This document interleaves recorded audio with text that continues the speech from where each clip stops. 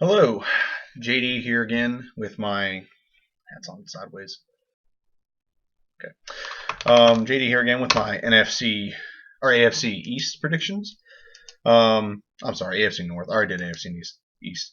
AFC North. Everyone and their mother's gonna complain about this. I don't care. This is my prediction. This is based on what I've seen and all my football knowledge add up to this moment, I guess. So I'm just going off tendencies of what I've seen in the past. Okay. So the who will finish last in this division will be the Browns. I do see the Browns having a decent year. In preseason, RG3's had moments where he's looked really good. They say that he needs to get rid of the ball sooner. I think a lot of it is he's constantly always having to run for his life. I think that's part of it. But I think they'll have a good season. They have a lot of decent offensive weapons. Their head coach, Hugh Jackson. Jackson.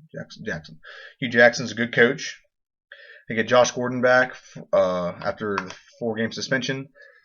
So I think they could be as good as 6-10, maybe 8-8. It depends on if there's like other injuries amongst the division they're in.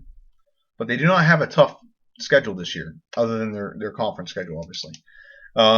They could surprise some teams. They could go as low as 4-12, which is still a step above what they've been in the past. So I think they got some decent things to look forward to. I think they have some decentness to look forward to. So we shall see. Obviously, we'll see. But I do. This is my favorite team in the division, but I do think they'll finish last. The Steelers will be 9-7.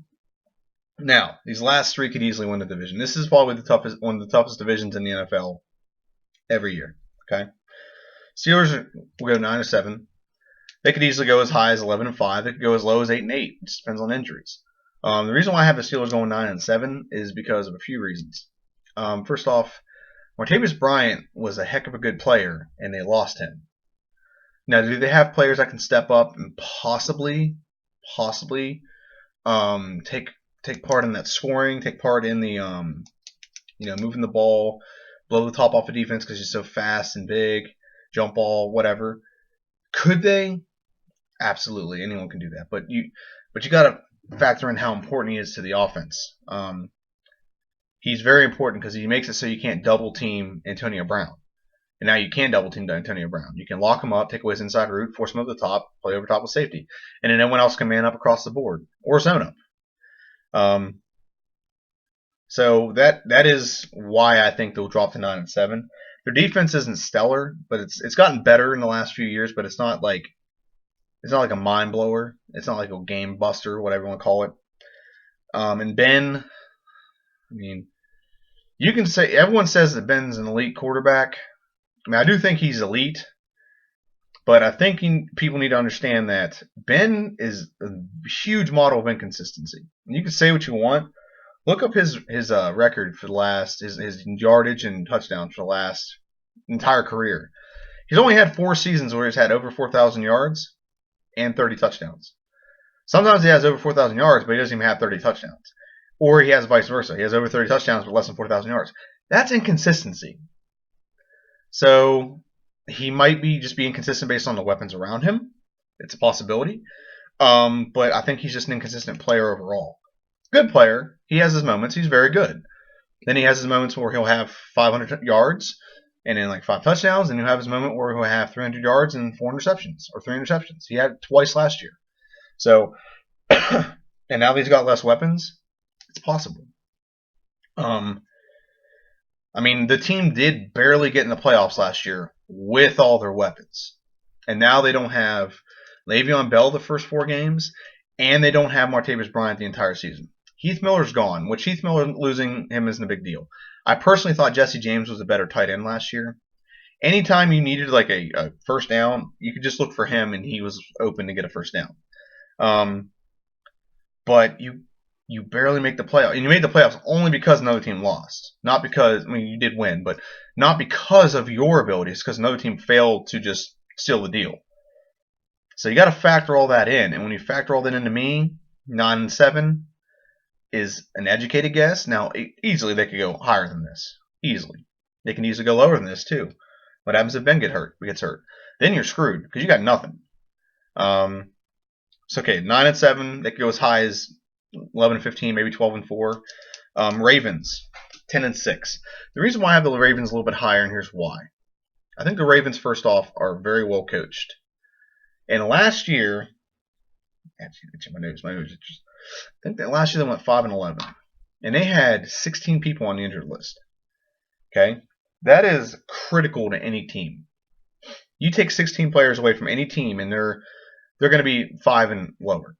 Now you got to also factor in that most of the games that they lost, they didn't get blown out in many games. I think they got blown out in 2 games. But most of the games that they lost, the Ravens, they only lost by a touchdown or less. So by odds of numbers alone, by odds of numbers alone, you have to deduct that they're going to win half of those games. So 5-11, they win half. I do the bottom end of 11, 5. So 5-5 or 10-6. They could go higher than that because they're really well coached. I think their team is just built properly. Ozzie Newsome is a very good GM. My nose is really itching up a storm right now. I don't know why. Okay, he is a grade A drafter, and he puts talent together. And Harbaugh is a good coach. You can argue with me if you want about all the other talent around them, but they seem to put together good teams every year. You can say what you want about Joe Flacco, but Joe Flacco, in my opinion, is not like top tier, but he's close. You get him in the playoffs, that guy plays. You get him in the playoffs, he goes blow for blow, like 2 years ago when the Patriots won the Super Bowl, blow for blow, throw for throw, right in stride with Tom Brady. And he doesn't have elite talent. So that's just my opinion on that. Take it or leave it. Bengals will win the division at 11-5. Now, the reason why I picked the Bengals is because, first, overall, they have one of the best overall rosters in the NFL. They just draft really well, and they put players where they need to be, and they have a good overall record. Okay. Now, they could easily fall off the map. Okay. I don't like Marvin Lewis. Marvin Lewis, okay, he does. If he is the one responsible for drafting, he drafts a very good team, and he gets them to the playoffs every year. And then as soon as he gets in the playoffs, he just stops doing his job. That's what it feels like. That's exactly what it feels like. Now, last year, I'm not going to lie, you were robbed. You were robbed in 3 different ways, and I'll go over that if everyone wants to hear it. I will go over that. You were robbed last year. You should have at least got your first playoff game, and I think you would have beaten Denver. I honestly do. I thought your team was better, and you would have beaten Denver. If you had Andy Dalton, that game wouldn't have been close against the Steelers. They would have blown the Steelers out. I'm sorry, Steeler fans, you're going to hate on that, and it's okay because you're Steeler fans and you think your team should never lose, and anything that happens. Sorry, the Steeler fans are the worst fans in my opinion because I bartended for like 7 years in Morgantown and at McHenry Lake, and worst fans ever. Raven fans are fine. And the other teams, even Dallas, and I'm a Redskin fan, even Dallas fans are courteous and are nice, and you just watch the game. Steeler fans complain about everything. And God forbid if a call doesn't go their way or whatever the case may be. But sorry, I'm going to come back off my soapbox here. Bengals will go 11-5 because they are the best built team overall.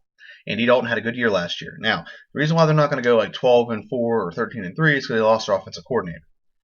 They keep losing that every year. If they had a consistent offensive coordinator, if they didn't go get a head coaching job, Jay Gruden was one, they probably would be a lot better because you keep cycling through coaches. That's the thing. You can't keep cycling through coaches. Andy Dalton has a new coach every year, and he has to deal with new tendencies, some new schemes. I'm sure they don't change the scheme too much. That'd be stupid. But they go through different offensive coaches. And I know everyone's like, oh, head coaches, it doesn't matter if it's the same head coach. Marvin Lewis isn't an offensive guy. He's a defensive guy. So they probably would be better if they had an offensive coordinator that didn't run off and be a head coach somewhere. Jay Gruden, Hugh Jackson. So that's the big thing. Now, I'm going to comment on this because everyone's going to go, what do you mean the Steelers? The Bengals were robbed 3 times in the game against the Bengals in the playoffs, or the Steelers in the playoffs. The Bengals were robbed 3 times. First time, I think it was Jeremy Hill catches the ball and turns, and Shazier, I think that's his name, he turned and he led with his helmet, and he put the helmet right on the guy's chin, head to head, helmet to helmet, by the rule, put it right on his chin, knocked him out cold. That play should have been dead with a 15-yard penalty. Instead, they get a fumble recovery for a touchdown.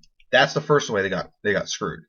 That, in turn, creates a second way they got screwed. Because of that play, Jeremy Hill had a concussion and was out of the game. Okay, helmet to helmet hit. Now here's how it gets screwed. Okay, here's how they get screwed. Okay, I can actually say 4 hits now. Next hit. Next time they fumble the ball, and if it would have been their main running back, they wouldn't have fumbled the ball. That's the other way that an roundabout way screws them. They probably wouldn't have had that issue. Okay, but they fumble the ball, and the Steelers get the ball back. The hit that Vontaze Burfict put on Antonio Brown was not a vicious hit. Was not a vicious. If he wanted to take Antonio Brown's head off, he should have. And because of the penalty he got, he probably should have got the penalty. He probably should have done it. If you're going to do it, go all out. Okay? That was not an illegal hit. He led with his shoulder, and he actually let up. He didn't even. When you hit somebody, you can just lower your shoulder and tap. You hit and you lift up to launch them off the ground. It's to increase impact. Okay? I played football. He did not do that as hard as he could have. He barely tapped him. And they got a 15-yard penalty. And then you got freaking, I don't remember the guy's name, on the goddamn field, bitching up a storm, antagonizing people, getting another 15-yard penalty. Bullshit. Bullshit, bullshit, bullshit. Okay?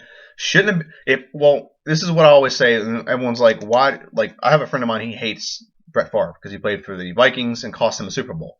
I'm like, why do you hate them? Because he threw an interception in overtime. I'm like, okay, but Adrian Peterson fumbled the ball 5 times. It's like, what's that have to do with it? Well, if you don't fumble the ball 5 times throughout the course of the game, you're going to be winning by 21, so you don't even hit overtime. Or that doesn't even happen. And that's my opinion here. If you call the penalty, the helmet-to-helmet hit on Shazier, and that touchdown's waived, and they don't lose the ball, and there's a penalty there, that dictates everything else that happens in the game. But the referees ignore that because it's Steelers, and like, you say what you want. That's my personal opinion.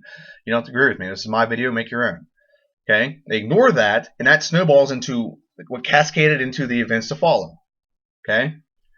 And everyone says Vontaze Burfict is a dirty player. He happens to hit the quarterbacks and they get injured, or hit players and they get injured. It happens. It's part of the game of football. Okay? And if you're a whine ass about that, you should probably stop watching the game. Seriously. I'm a Redskin fan. we got cost a Super Bowl because of freaking LT. Okay? We got cost a Super Bowl because of LT. I don't want to hear it. Okay? We got cost an NFC Championship berth, or a second round play, or the wild card round, divisional round of the playoff berth, because RG3 blew out his goddamn knee. Injuries happen. It's part of the game. It's part of the game. And the Redskins are going to have issues this year. Guarantee you, Jordan Reed's going to get hurt. Someone is going to get hurt. Mike Jones is hurt. Okay? By no fault of anyone else but himself. It's football. And if you're going to complain that people do dirty hits and that causes your team to lose, then you should stop watching football. Okay? It's sad, and I'm tired of hearing it, especially in this area because there's nothing but Steeler fans who complain about everything. Okay? Vontaze Burfict plays hard football, and you should be proud of him for that. Anytime someone plays hard against my team, you know what? Good for you. You're playing hard. You're earning your paycheck. Okay? That guy's playing the game the way it's supposed to be played. If you have an issue with that, you probably shouldn't watch football. Anyway, that's my video. Bengals will win. Ravens will get 10-6. Steelers 9-7. Browns, I have them at like 5-11 or 6-10. Okay? And any one of the top 3 could easily take over the division. You can have an injury here. If Andy Dalton goes down again, that's definitely something that could do it. If you have all the injuries that happened to the Ravens again, that could definitely do it. Ben hasn't been durable the last few years. That could definitely do it. And heck, the Browns could win the division. The first year of RG3 is there. I doubt that'll happen, but that is my prediction. So, hate, like, whatever. Have a good one.